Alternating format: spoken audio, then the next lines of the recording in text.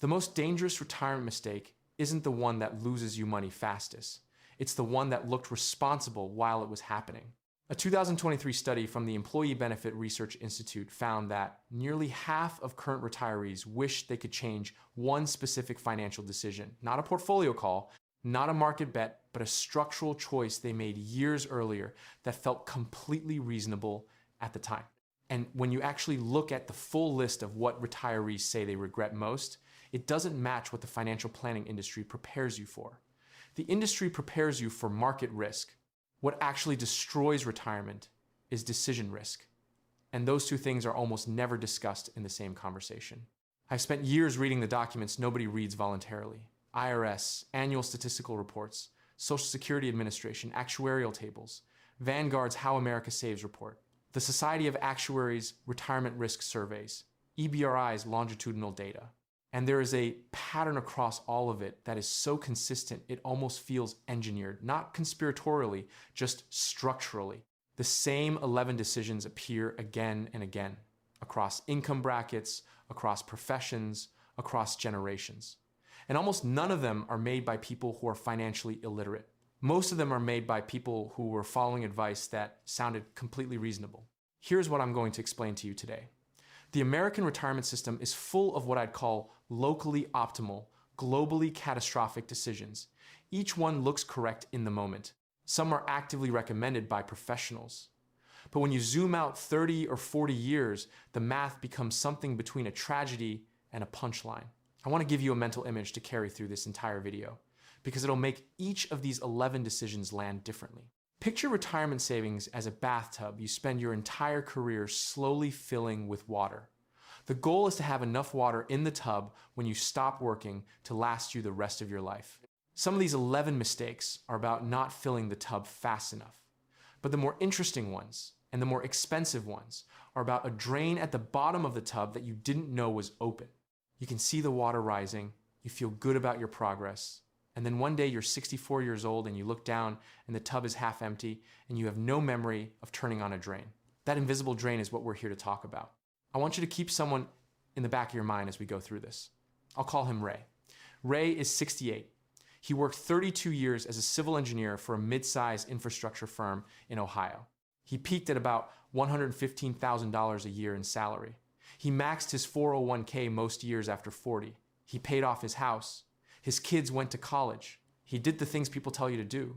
And yet, by his own account, in a retirement survey I read, compiled from a Boston College Center for Retirement Research longitudinal study, his actual retirement income is 61% of what he had projected it would be at age 55.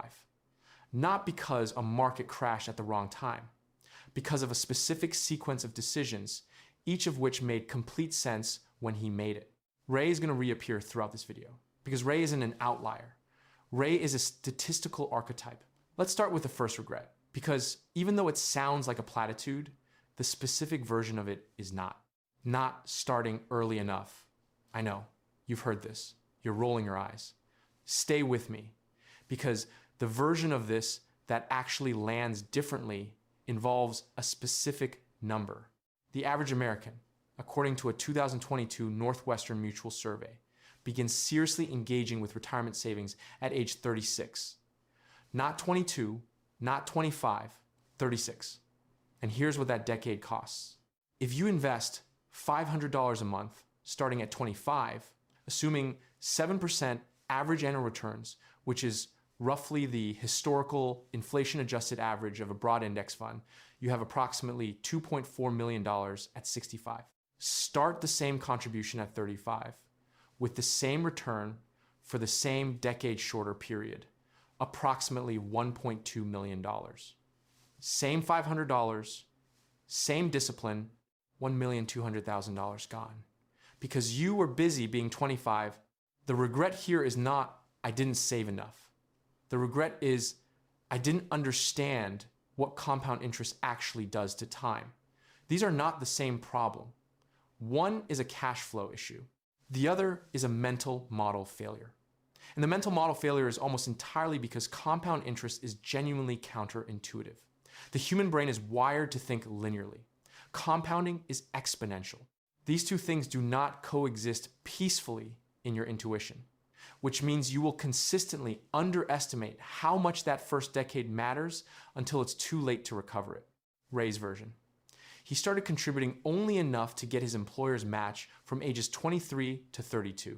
Minimum viable. He told himself he'd get serious later when he had more money. The 9 years of undercontribution he estimated cost him somewhere around $400,000 in compounding gains by retirement. Not a rounding error, a different retirement. The second regret on the list punches harder than it looks: cashing out the 401k when changing jobs. IRS tax data shows that approximately 41% of Americans cash out their 401k when leaving an employer rather than rolling it into an IRA or a new employer's plan. 41%, nearly half. And when they do, two things happen simultaneously: a 10% early withdrawal penalty on the full amount, plus ordinary income tax at their current tax rate. Depending on your bracket, you're looking at losing 28 to 40% of that money on impact. It doesn't feel like a loss. It arrives as a check. The bathtub drain opens and closes in a single afternoon, and you leave the bank feeling fine. Here's the parable that makes this concrete. A 32-year-old changes jobs and has $22,000 sitting in her old employer's 401k. She needs money. She cashes it out. After the 10% penalty and combined federal and state income taxes at her marginal rate, she walks away with somewhere around $13,000 to $14,000. She uses it to pay down credit card debt and buy a used car. Perfectly rational decision in the moment. That same $22,000, if rolled into an IRA at 32 and left alone at 7% annual return, becomes approximately $173,000 at 65. She traded $173,000 in retirement income for a car payment and some breathing room. The car is gone in 5 years. The retirement consequences are permanent. Now here's a related mistake that doesn't get enough attention: the 401k loan. It's legal, it's widely used, and has a structural flaw so elegant it almost deserves respect. When you borrow from your 401k, you repay the loan with after-tax dollars. Then, in retirement, when you withdraw those same dollars, you pay income tax on them again. You have paid tax twice on the same money. This is not an accounting error. This is a feature of how the system works. And if you leave your employer before the loan is repaid voluntarily or not, the entire outstanding balance is immediately treated as an early withdrawal. Penalty plus taxes due immediately.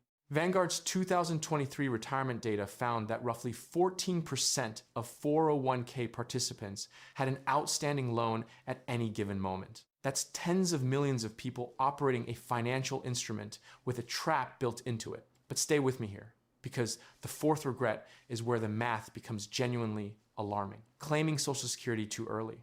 According to the Social Security Administration's own published data, approximately 57% of Americans claim Social Security before their full retirement age.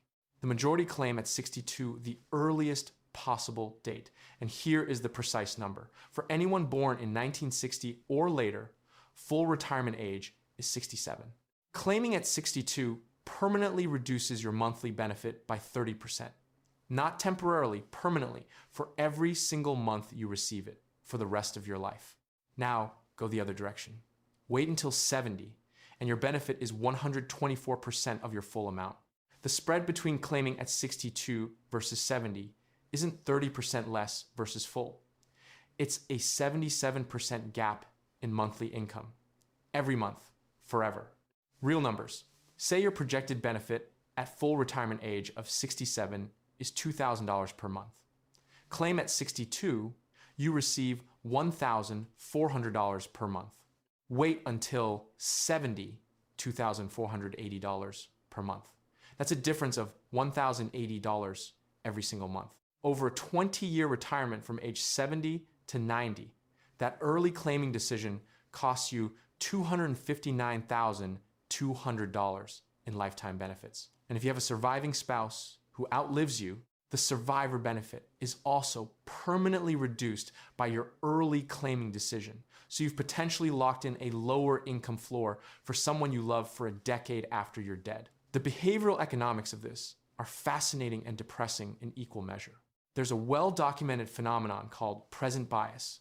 We systematically overvalue immediate rewards versus future ones, even when the future reward is mathematically much larger. The Social Security Administration, through no malicious intent whatsoever, has designed a system that puts this bias directly to work against you. You can start getting money today. It's your money. You paid into it.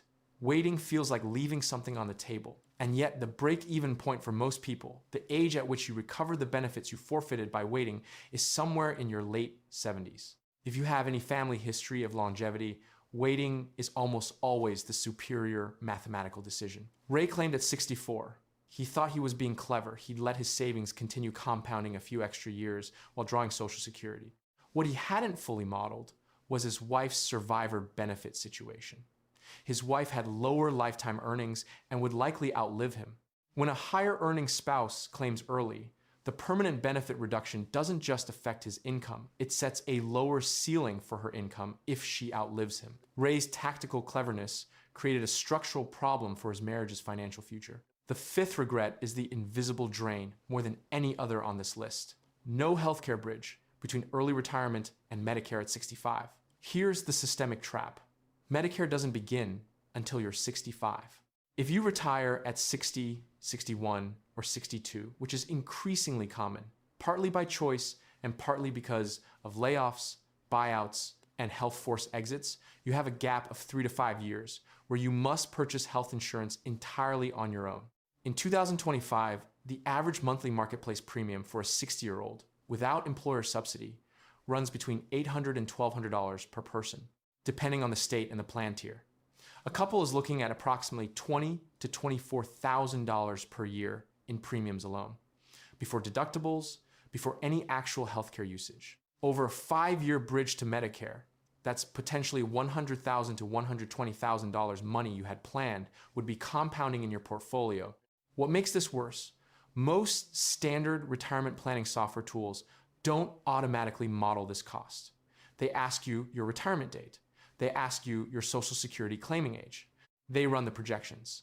What they don't do, unless you specifically know to look for it, is flag the healthcare gap as a separate budget category.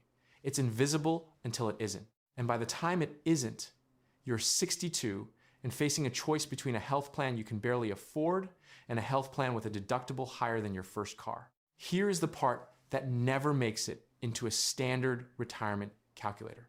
I spent the better part of a year pulling apart the data behind early retirement healthcare costs, forced exit scenarios, and withdrawal sequencing errors, before I understood why so many people who did everything right by conventional metrics still end up financially stressed in retirement. And I turned that research into something, it's called the Exit Code, a digital book built on 50 years of actual retirement outcome data, distilled into a mathematical framework for calculating not just whether you can retire, but what it actually costs to do it without the invisible drains you didn't plan for. 2 of the frameworks in that book connect directly to what I just described. The first is what I call the $14,000 invisible bill, the real annual cost of the healthcare gap that destroys early retirees before they reach Medicare, including the premium math, the out-of-pocket calculus, and the ACA subsidy structure that most people leave entirely on the table because nobody told them it exists.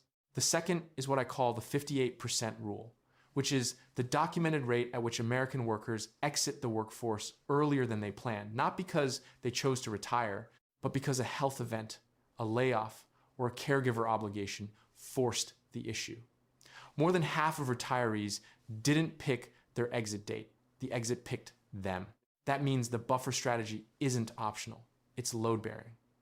Those 2 frameworks alone changed how I think about my own retirement numbers. The exit code is less than what you'd spend on one dinner out through the link in the description. Let me keep going, because we're not even at the halfway point. The 6th regret, too much concentration in employer stock. I know the Enron story is old, but the number is worth restating because it's real.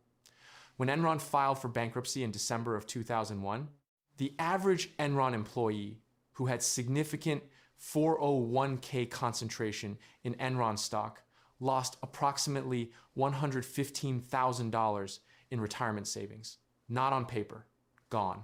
The company's own retirement plan had been heavily loaded with employer stock because the culture rewarded it. Holding company stock was a form of loyalty signaling and alignment of interests between employees and shareholders. The exact same cultural incentive that made people proud to work there was the mechanism that destroyed their retirement in a single month. This is not ancient history. Vanguard's 2023 participant data shows that approximately 14% of 401k participants still hold more than 20% of their balance in employer stock. The concentration rule isn't complicated. Never hold more than 5 to 10% of your retirement portfolio in any single stock, including your employer's. It's straightforward. It's routinely ignored. Behavioral economists call this familiarity bias. We trust what we know, and we know our employer better than we know any other company in the world. That trust has a computable dollar value, and it tends to get exercised at the worst possible moment. The seventh regret is the one that looks most like virtue. Paying down the mortgage aggressively instead of investing the difference. This mistake is fascinating because it requires context to evaluate properly, and context is exactly what most personal finance advice refuses to provide. Consider someone who locked in a 30-year mortgage in 2020 at 2.9% interest. Every extra dollar they throw at that mortgage saves them 2.9% in guaranteed interest. Every dollar invested in a broad index fund has historically returned an average of approximately 10% annually over 30-year windows based on S&P 500 data since the 1950s. The mathematical spread, the opportunity cost of paying down a 2.9% debt instead of investing, is roughly 7.1 percentage points of annual return, compounded on every dollar over multiple years. If you're throwing an extra $1,000 a month at a low-rate mortgage instead of investing it over a 15-year period, the compounding difference is not marginal. It is substantial. The retirees who locked in 2.5 to 3.5% mortgages in 2019 through 2021, and then out of financial anxiety or habit or the deep cultural programming that equates a paid-off house with financial success, aggressively paid down that debt rather than investing it. They made an emotionally satisfying and mathematically expensive choice. Now the nuance. At a 7% mortgage rate, this calculus reverses.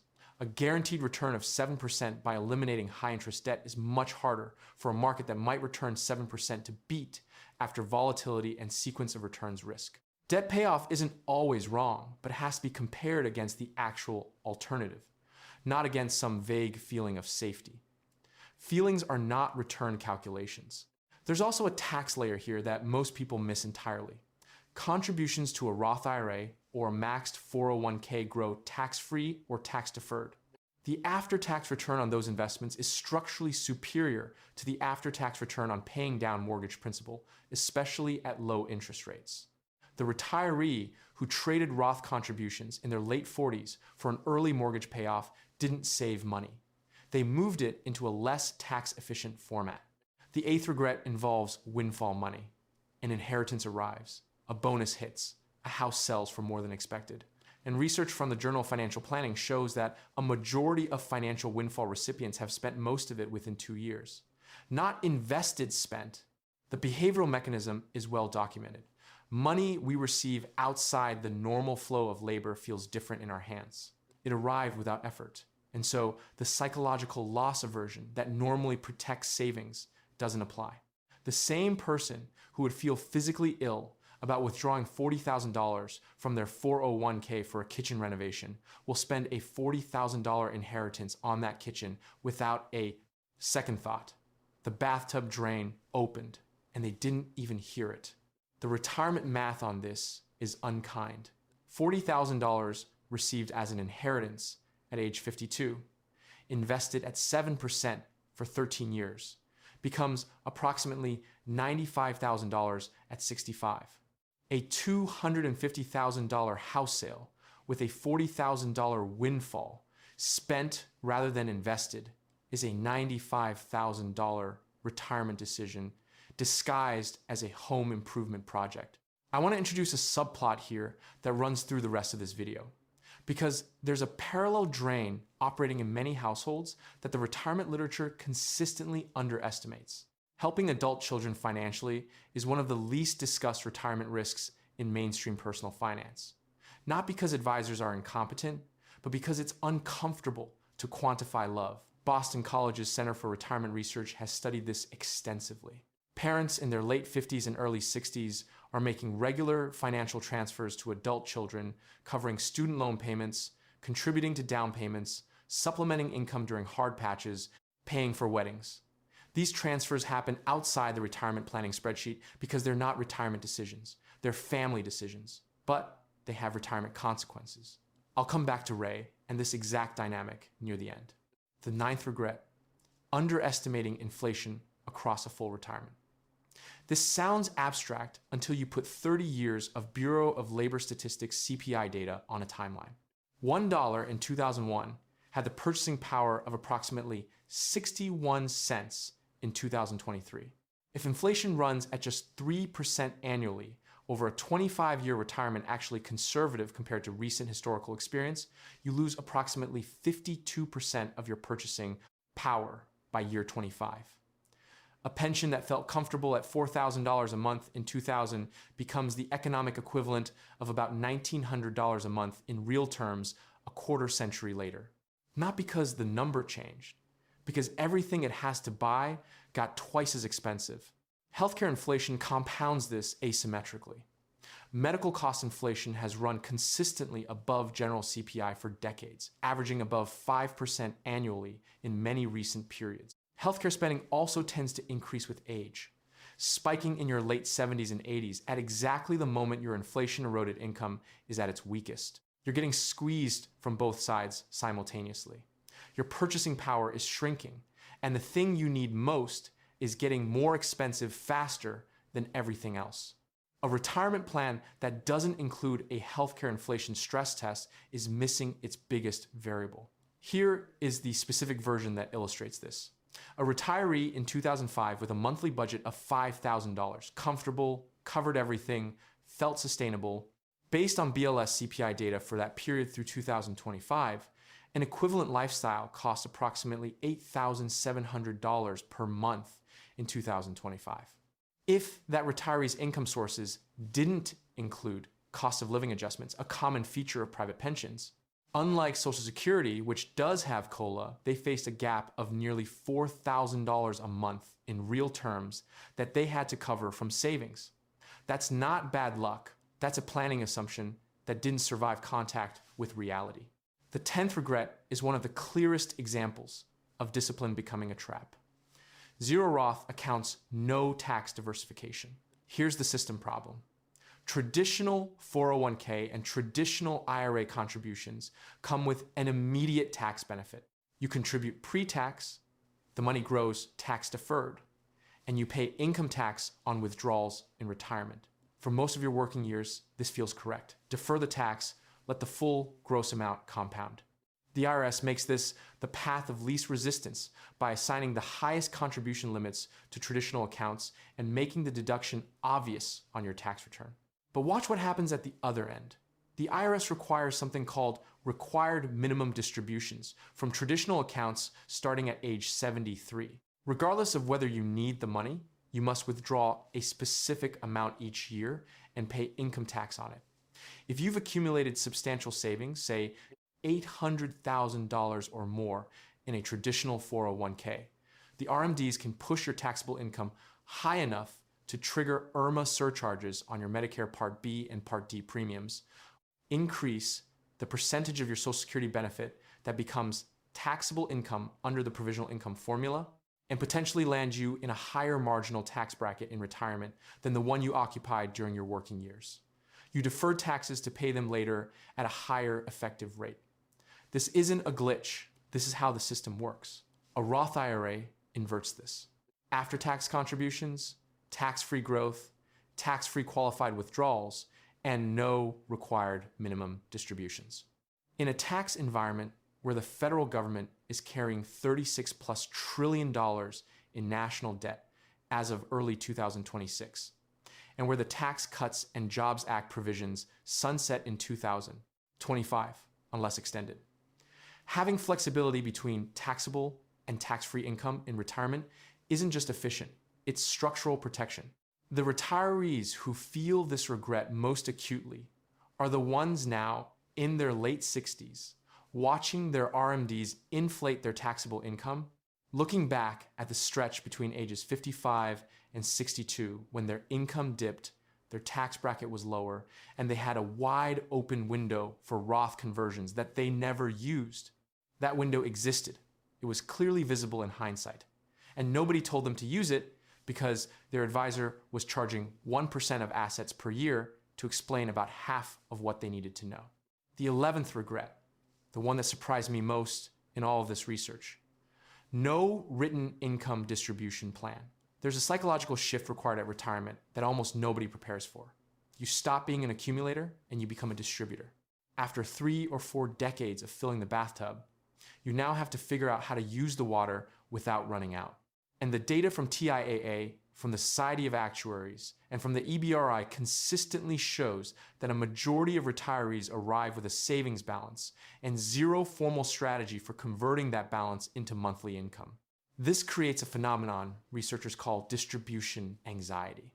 Retired people with $250,000 or more in savings, genuinely adequate resources, systematically underspend because every dollar spent is a dollar with no paycheck to replace it.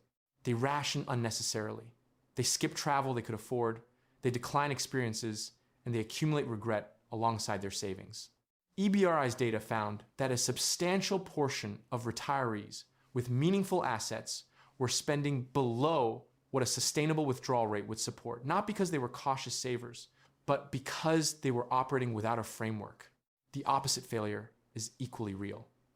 Without a written plan, emotionally comfortable retirees frequently overspend in the early years, the active, healthy, newly free years, and underfund the later years when healthcare costs spike and cognitive decline makes financial management harder.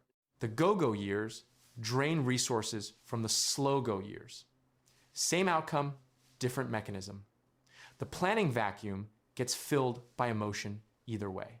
Now let me come back to Ray and the subplot I introduced about adult children, because this is where Ray's story closes.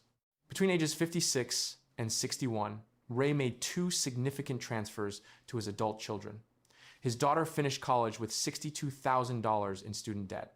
Ray helped her eliminate $40,000 of it over 3 years. Felt like the right thing to do, and honestly it was. His son needed help with a down payment on a first house at 28. Ray contributed $18,000, $58,000 total, transferred out of Ray's own financial runway during a window when every dollar had approximately 9 years left to compound before his planned retirement. $58,000 at 7% over 9 years becomes approximately $107,000. Ray didn't lose $58,000. He lost $107,000 in retirement income, silently, in a category his retirement planning spreadsheet had no column for. The bathtub drain was open the entire time. He never heard it.